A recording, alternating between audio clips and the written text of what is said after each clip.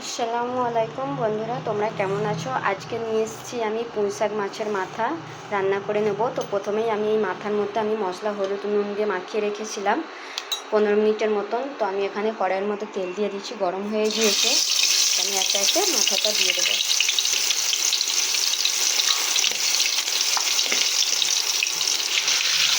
দিয়ে ভেজে নেব।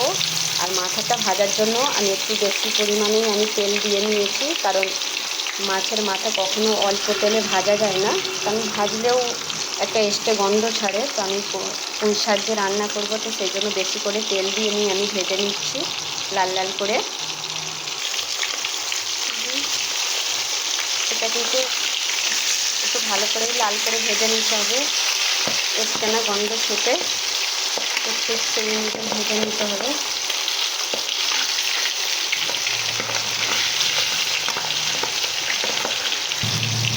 এটা লাল হয়ে গিয়েছে, তো আরও একটু আমি ভেঙে নিচ্ছি মাথাটাকে, ভেঙে আরও একটু লাল করে আমি ভেজে নেব।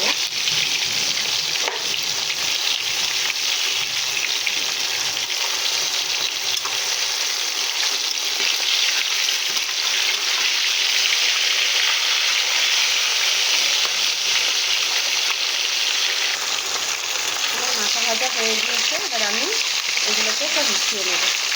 আমি ভেঙে নিয়ে ভেজেছি, ভেঙে ভেঙে দিয়েছি, লাল করে ভেজে নিয়েছি। অল্প অল্প করে আমি তুলে নিচ্ছি।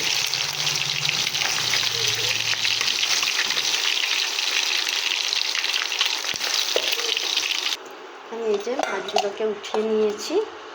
এবারে এই তেলের মধ্যেই আমি একটা তেজপাতা, দুটো শুকনো লঙ্কা আর 5 ফোড়ন আমি দিয়ে নিচ্ছি। কেটে রাখা পেঁয়াজ দিয়ে দিচ্ছি।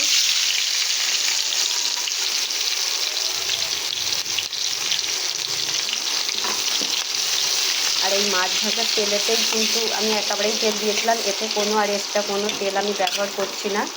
কারণ এই মাথা ভাজার জন্যই আমি বেশি করে তেল দিয়েছিলাম, কারণ আমি জানি যে আমি এই সবজিটা এই মাছ ভাজার তেলেতেই রান্না করব। আর এই মাছ ভাজার তেলে সবজি রান্না করলে খেতেও খুব সুন্দর আর টেস্টও হয়, গন্ধও আরও বেশি সুন্দরভাবে বার হয়। তো সেই জন্য আপনারাও চেষ্টা করবেন এই মাছের তেলেতেই রান্না করা।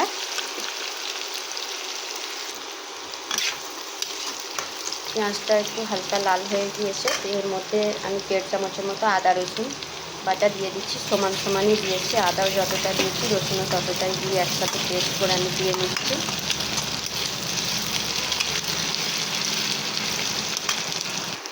এর মধ্যে কেটে রাখা আমি আলু দিয়ে নেব। আমি আলুটাকে এরকমভাবে কেটেছি, আপনারা চাইলে একটু করেও কাটতে পারেন, কোনো অসুবিধা নেই।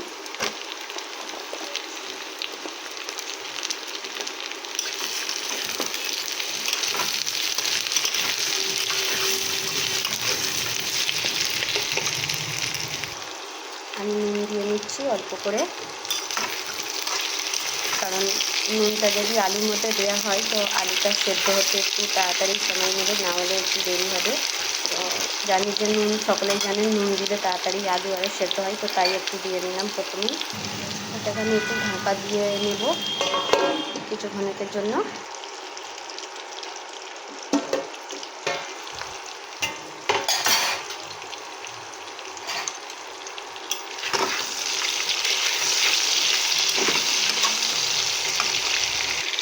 এর মধ্যে কেটে রাখা আমি কুমড়ো দিয়ে নেব।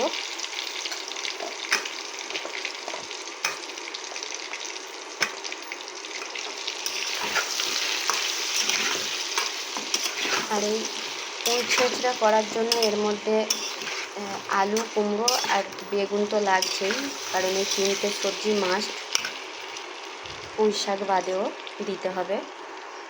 আর এর সঙ্গেই আমি ডাঁটাগুলো আগেই দিয়ে নেবো এর সঙ্গে। আমি পাতা এখন দেব না, শুধু ডাঁটাগুলো দিয়ে আলুর সঙ্গে আমি একটু কষিয়ে নেব।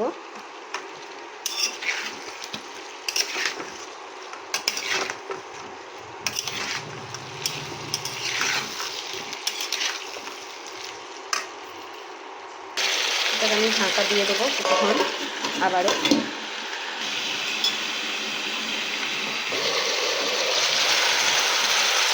কতটা জল ছেড়েছে দেখুন। কুমড়া ডাঁটা থেকে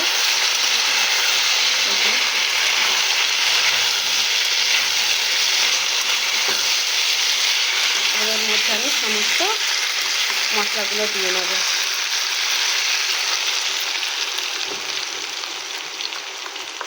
খুব বেশি হলুদ দেবো না, মাছের হলুদ আছে তাই 1/2 চামচ হলুদ, 1 চামচ লঙ্কা গুঁড়ো আর ধনে জিরে একসঙ্গে আছে তো আমি দিয়ে নিচ্ছি। আর একটু লঙ্কা গুঁড়ো দিয়ে নিলাম, দিয়ে এটাকে মশলার সঙ্গে ভালোভাবে কষে নেব।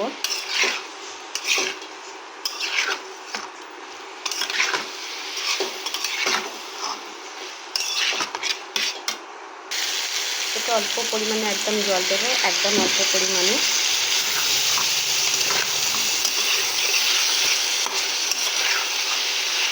এবারে কেটে রাখা বেগুন দিয়ে নেব। আমি বেগুনটাকে এই সাইজে কেটেছি, আপনার চাইলে যে কোনো প্রসেসে কাটতে পারেন, যে কোনোভাবে, কোনো অসুবিধা নেই। বেগুনটাকে এর সঙ্গে দিয়ে দিলাম, মশলার সঙ্গেও মেখে যাবে এবং কি বেগুনটা ভাজা ভাজা হয়ে সেদ্ধও হয়ে যাবে, সেই জন্য দিয়ে দিলাম। দিয়ে এটার সঙ্গে কষিয়ে নেব। বেগুনের সঙ্গে মশলার সঙ্গে ভালোভাবে আমি কষে নিয়েছি, তো আবারও এটাকে ঢাকা দিয়ে নেব। 5 মিনিটের মতন ঢাকা দিয়ে দিচ্ছি, লো ফ্লেমে, হাই ফ্লেম দেবো না।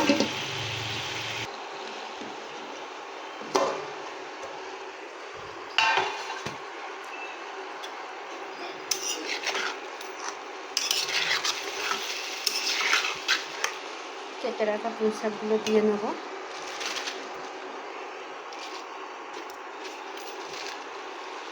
আমি পুঁই শাককেও কিন্তু খুব ছোট করে আমি কাটিনি, আমি বড় বড় পরিমাণেই কেটে নিয়েছি পুঁই শাকগুলো।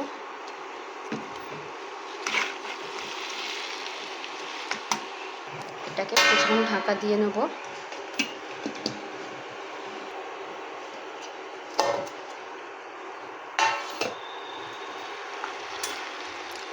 ঢাকা দিয়ে রেখেছিলাম, অনেকটাই পুঁই শাকটা হয়ে গিয়েছে, ভেপে গিয়েছে, তো ভেপে গিয়ে থেকে জলও ছেড়েছে হালকা পরিমাণে, সেই জন্য আমি কোনো জল দিই না এতে। খুব সুন্দরভাবে এটাকে আমি কষে নিয়েছি। তো ভেজে রাখা মাছের মাথাটা আর আমি দিয়ে নেব। আমি ভেজে রাখা মাছের মাথাটা দিয়ে দিচ্ছি। এটাকে দিয়ে এর সঙ্গে আবারও ভালো করে মাছের মাথাটা দিয়ে ভালো করে এটাকে কষে নেব সুন্দরভাবে।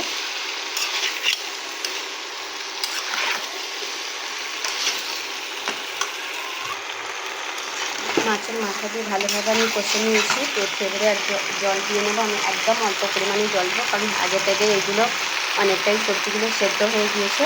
তো আমি ছোটো কাপের 1 কাপই জল দিচ্ছি, বেশি জল দেবো না।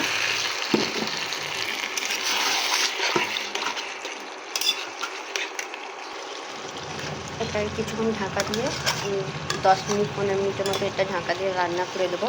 হাই ফ্লেমে দেবো না, লো ফ্লেমে দিয়ে আমি রান্না করে নিচ্ছি। 10 মিনিট পরে ফিরে আসছি।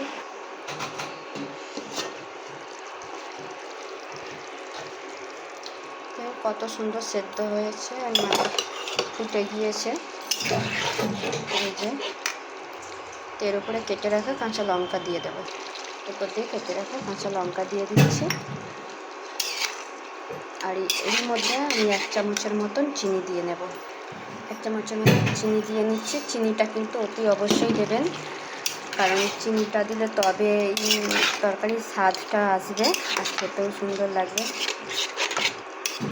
আর এরকমভাবেই বিয়েবাড়ির স্টাইলে রান্না করেছি আজকে আমি পুঁই শাক মাছের ছেঁচড়া। তো আরও কিছুক্ষণ আমি ঢাকা দিয়ে রান্না করে নেবো এটা।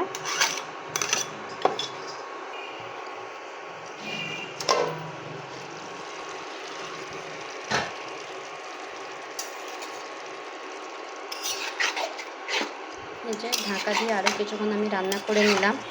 তো পুরোই জলটা শুকিয়ে গেছে আর সেদ্ধও খুব সুন্দরভাবে হয়ে গিয়েছে।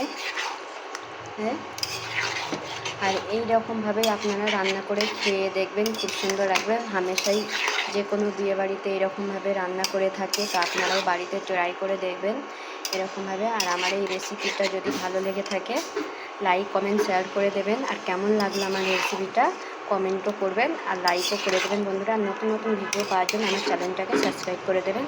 এর যে আরও একটু যে জলটা আছে এটাকে আরও একটু আমি হাই ফ্লেমে রেখে আমি শুকিয়ে নেব। নুনটা কিন্তু বন্ধুরা অতি অবশ্যই দেখে নেবেন। আমি প্রথমেই যে নুনটা দিয়েছিলাম সেটাতেই হয়ে গেছে, আর আমার নুন লাগেনি। তো আপনারা কিন্তু নুন দেখে শুনে তবেই নেবেন।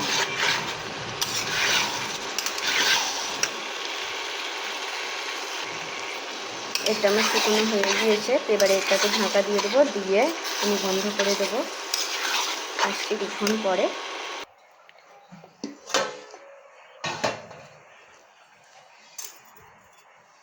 এই যে পুঁই শাক আর রুই মাছের মাথা ছেঁচা এই যে দেখুন